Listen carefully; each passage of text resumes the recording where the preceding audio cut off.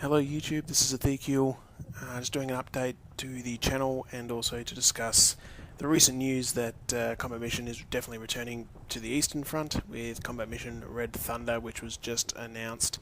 So this video will just be in two parts, just the update first, and then I'll get to just my thoughts on the features that have been announced and hopefully get some discussion going. In the background, just some gameplay, my recent foray into Combat Mission. I'm not doing any commentary on it, just I'm still currently slugging my way very slowly through the Road to 9 Making campaign.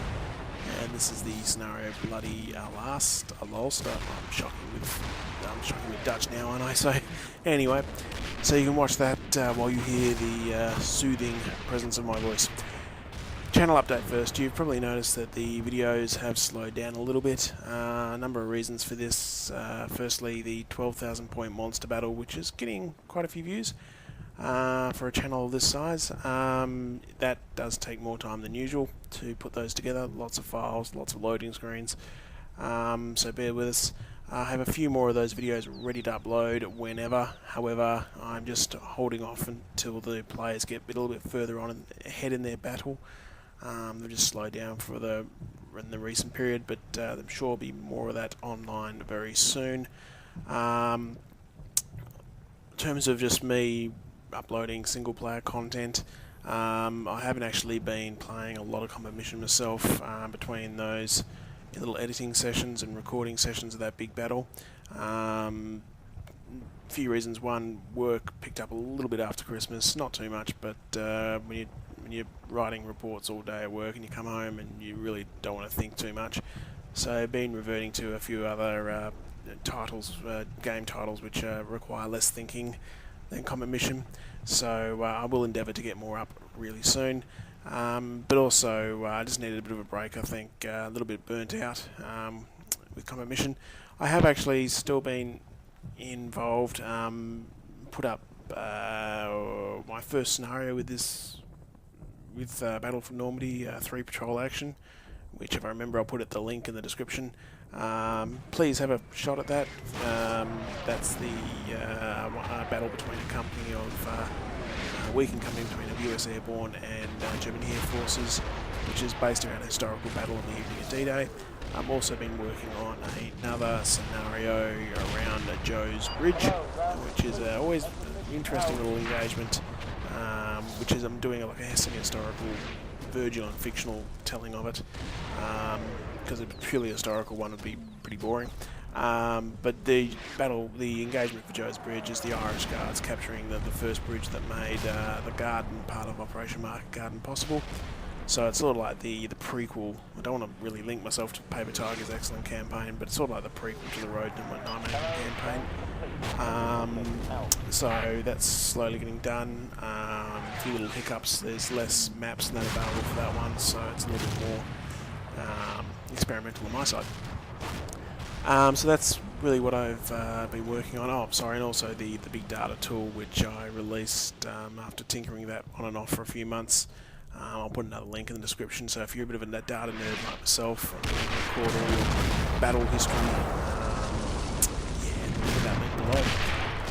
Anyway, what we're really here for, though, is the announcement of Red Thunder. So we all knew the East Front was coming, the Ostfront, and sure enough, we're returning to the Eastern Front in Operation Bagration, which is in summer 1944.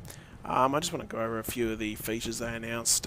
Look, up front, I'm liking this more than the 2.0 upgrade. I didn't think that was possible, but I think this is going to be a really big step forward. So putting that out there first, we'll just pretty much run through it then with firstly the big one, flames. I mean, flames, fire, sounds pretty simple, but I'm really looking forward to see how that actually works in practice. Everybody and their dog's been wanting that since the Combat Mission second series has existed. So we're finally getting that. Interesting to see how they go about updating the order of battles for not only this title, but also going back and adding those flamethrower units and flamethrower tanks into the Combat Mission Fortress Italy and Combat Mission Battle for Normandy. I'm assuming they're going to become part of packs in addition to the upgrade. I'd like to prove wrong, but I've got a nagging feeling they're going to be you purchase the upgrade and maybe the pack at the same time. I don't know. I honestly don't know, but it'll be interesting to see how they slot those in and what that means for existing scenarios. Yeah, we'll have to wait and see on that one, but the main thing is it's there, the feature's finally there. It's going to be, I think it's going to change the battlefield quite a bit. The next one on the list was the Soviet air support. A little bit of a tiny thing where the aircraft is completely independent from the player, so you're not going to be calling in airstrikes necessarily, so there's no link between the ground forces and the air forces. That's pretty good, given, you know, historically, I think Battlefront themselves have actually commented about this the last day or so on the forums. I mean, it's not the 21st century warfare. It isn't. It's 1944. It's you know, combined arms warfare was still very much a new thing. So it'd be very interesting to see if that encourages people to take air support still, or is that going to be another discouragement? Yeah, if you have really no control over it at all. Not that at the current situation you actually had much control. There's always many horror stories, or very near calls of your friendly air support doing the wrong thing. Just look at this channel, for instance. So yeah, and the other thing against aircraft is what's definitely needed is anti-aircraft weapons can now fire at the aircraft, so they can actually do their main role. I'm interested to see how they do it. I think it's the comments in the forums been saying you can actually shoot the aircraft down. So I wonder if they're going to change their after-action screen and include an old, just like the first Combat Mission family, the CM times 1 family, where they actually recorded aircraft kills. I'll be interested to see how they model that. If the anti-aircraft, the AAA are just there as a discouragement, what chance they've got to actually shoot down an aircraft. So I would love to see how that plays out, and it may actually change some of the existing scenarios and how you have to actually address them. So that could be very interesting. Tank Riders, that was sort of announced with the Christmas little special update. Definitely a good thing. Once again, that's been interesting how they do that with the Allies, if they are going to carry that over to the other theatres. I mean, the Russians are pretty popular for it, but the Western Allies not so much, especially not as soon as the bullets started flying. So be interested to see if they do port that over. The next feature that we go multiplayer battles. It's interesting. I don't think I'd be using it. I'm not a big multiplayer person, as you probably can guess from this channel. But it's to see if that actually does take off as people experiment on it. It must be, even I'm thinking about that. If there's some type of demand. How can I word this? I mean, I've always found with multiplayer, living in Australia, time zones are always a problem. I always endeavour to get a turnout every day, but sometimes that's not fast enough for some people. It's an unfortunate thing, but there's always those delays. But if you get a solid 3 hours in, say, with a scenario both sides agree with, and you can actually talk to each other and poke fun of each other as you're doing it, it could actually be very interesting, especially possibly for YouTube channels like this. Getting regular players versing each other and leaving comments and posting live feeds on their video, that would be on their channel. That would be a really good feature and could actually really advertise the game. So we'll see how that develops. I'm not 100% on it yet, but we'll have to try it out. Ammo dumps, another thing that's sort of announced earlier on, late last year. That a good feature, I think, for scenario designers especially, and give the defenders some extra ammo in fixed positions. Could really it's a nice touch that could really help. The next one it's got me really interested. I've always had a personal gripe since the 2.0 upgrade. When they upgraded automatic weapons, after a few games playing with the new feel of it, I always felt a little bit overpowered. Especially since at the moment you can't control the formations of the infantry. You can't tell them to spread out or march in column or something. especially if you're running down a road or something and you suddenly get ambushed. And when you're playing in WeGo like I do, you're in real trouble. You can't actually do anything. They're a little bit. They're not overpowered. I don't think they're overpowered in realistic in the real world, but in the confines of the actual game engine or the setup of the game itself, it just seems to be a little bit unfair. When you're over 100 metres away and an MP40 takes out a team all of a sudden with one or two bursts, and you're stuck there looking at going, oh great, I think it can be a little bit discouraging. Especially when you're playing campaign games like I like to do, and you're probably not going to see those guys again. It's a few really bad turns like that can just destroy the entire campaign for you. That's my experience anyway. Definitely want to hear what you guys think about that one.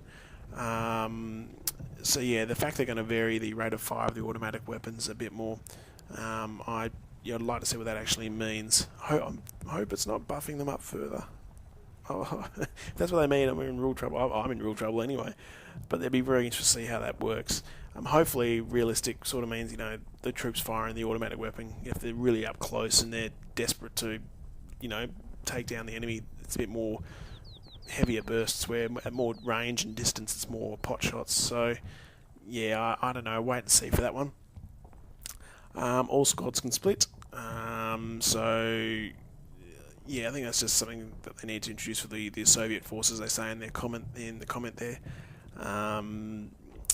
Yeah, it's nothing to me that's really a big thing. With those enormous forces on the Soviet side, we're going to see. I think having a little bit more control was going to be a bit of a lifesaver, and the same as the HQs. We'll see how that works out. Yeah, it's one of those ones. It sounds good on paper. I want to see how it actually works in game before I comment further. I'm still a little bit confused on that one, I must admit. But if it means we can sort of like drop the platoon HQs and that from scenario editors and just have like a squad you're focusing on initially, like a recon squad, I think that will definitely be a good start, be a good sign when there's. Yeah, they'll give scenario editors, especially scenario designers, I should say, a lot more options. The hit decals, that's been a big one, pretty much up there with fire since the beginning. Hit decals on vehicles, really want to see what type of level of detail that gets to. If it's like just a generic impact decal on that side or that part of the vehicle, or is it actually modelled pretty much where the shell actually impacted. The comments from the beta testers on the forum are saying it's actually a huge improvement. Once again, it's going to be more intel for the player. When they're reviewing their turns and they can see, oh wow, so that's definitely the direction it came from, because there's the impact. So yeah, definitely a step in the right direction. I'm really looking forward to that. The only thing though, with a lot of the experienced and ongoing combat mission players are using, probably like me, a heavy mod file. I think I've got all of Aris's vehicle mods, very very popular mods. Are they going to impact existing vehicle mods dramatically? And the last thing you want to see is those poor vehicle modders to see all their work. Have to go back to the drawing board and start again. So we'll see how that impacts them. That's the only fear I've got. Water animations, definitely a nice little touch. The only fear, if I can say that, I've got there is because terrain is, it's visible to both sides. Are those water animations? I hope not. I hope they're actually tied to the actual vehicle or the infantry. It's not actually tied to the terrain set, because the last thing you want to see is enemy intel from the other side of the map when you really shouldn't have it. So I doubt it, but I hope that's addressed. It's sort of like at the moment the issue when you blow up bocage or hedgerows, or you drive a Sherman Rhino through hedgerows. Yes, the enemy's going to hear the sound, but they're also going to see the change in the terrain, which is going to give them a huge advantage, even if they've got no eyes on that terrain yet. So we'll see how that works out. That could have a little bite in the tail, a sting in the tail. Sorry, I'm recording this late at night, so bear with us. So we'll see, yeah, that's the only fear I've got for that one, but definitely a nice little immersion factor. The next ones are the user interface changes. The change of camera controls. I mean, I don't mind the default camera setting. Some of the viewers of my videos may disagree because I am guilty of constantly moving the camera around. It's just how I play. I do try to slow it down when I record, but I'm just always, ooh, that's a new detail. I quickly try and mouse wheel, just scroll the mouse over to the side of the screen and get there as quick as possible. So it's one of those things you've just got to try out and pick one if you like it. So yeah, it's looking interesting. The optional graphic command and control link tracing. It's just harking back all the way to the older first generation Combat Mission games, and I think that's going to be a nice bonus. That is something that, especially playing a few missions with the Italian forces, I think even in the videos I put up on the channel here, they're not the easiest ones to follow around. So having those chains of command links, line links between the HQ and their subordinates is a huge plus, and I think that was going to be an absolutely necessary thing to just sort out an infantry or a Soviet infantry battalion on map. So yeah, definitely I think that's going to be a good one. The casualties are shown in the soldier crew panels to track soldiers' losses during the game. See what that means? Sounds pretty minor, but you can generally already tell the losses that your squads are taking simply by all the the red crosses, but also the lack of rifles in the UI down the bottom. So I think it's just a nice touch, but I want to see if it actually shows anything further than just showing a number in that. So I just want to see that in action before I really comment further. Options to disable music. Yeah, that's not a big one for me. The music's never really bothered me in the menus or anything like that. So yeah, see what you guys think below. The editor. This next up point is the biggest one out of the entire thing. This is the one that made me jump up and down for joy. Is the AI triggers. We're finally getting AI triggers in the game. The current AI planning system, it is workable. Don't get me wrong. It is possible, but it is not. As someone who's just released their first scenario under this family, it is not the easiest system to get your head around if you're venturing into scenario design. Hats off to those guys who do lots of scenario design, or do the scenario design for the actual base releases. So the ability to do triggers will greatly increase the ability of the AI to really surprise the enemy, and really improve single player and make it a lot tougher. Getting timings right in the current system is a nightmare, and players are always going to do it a little bit differently. So having triggers just gets rid of that. You can really control when the reserves either come on or when they move up to the main line. It's huge. I think that one, it's one of those things you won't notice initially.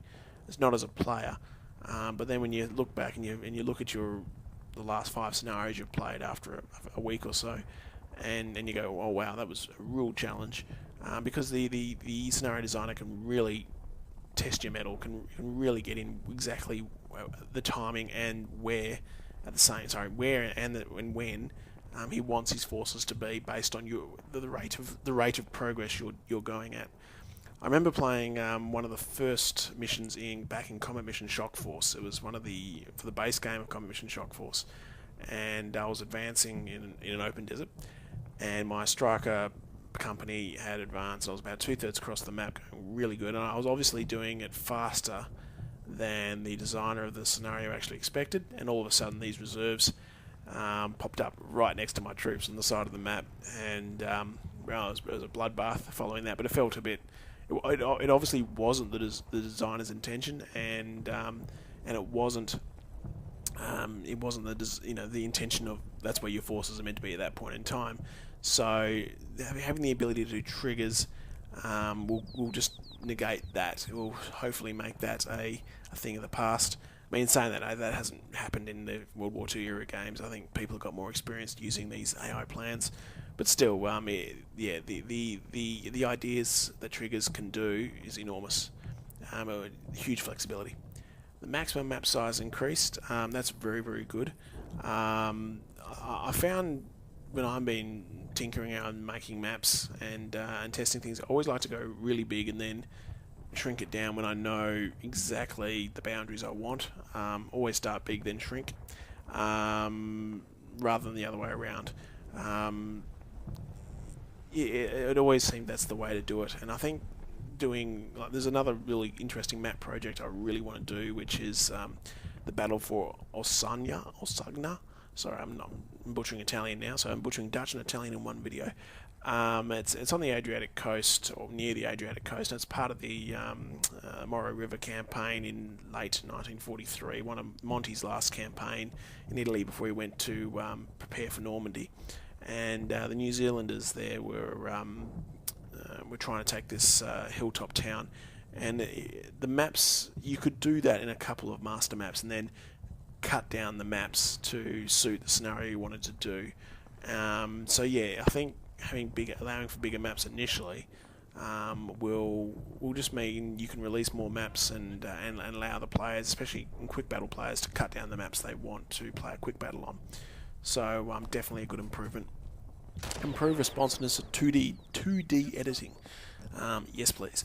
There's always been that annoying lag when I've been going through the 2D map. So definitely a big improvement. Hopefully it's nice and smooth now. I don't know why there was lag there. I'm not a programmer. No idea why. Yeah, definitely a huge plus. Customized mod tags. This has got some talk on the forums, and it's definitely one that would allow scenario designers to add in their little mods if they want their Pacific units to have a certain decal or a certain uniform on. And this allows little like special situations too.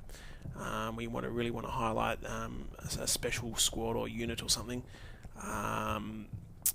Yeah, so yeah, I think it's definitely going to be a good thing.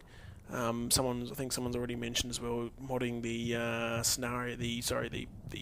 skybox, not skybox, the horizon images, so you can sort of customize the images that people see in the background. It all helps the immersion factor, I think. So yeah, definitely an interesting one. See if it takes off though. I'm just all the time it does take to actually design a scenario in this engine. I'll be interested to see how many people actually still add on the mod on top of that. So and see who goes to the hassle of actually doing all that.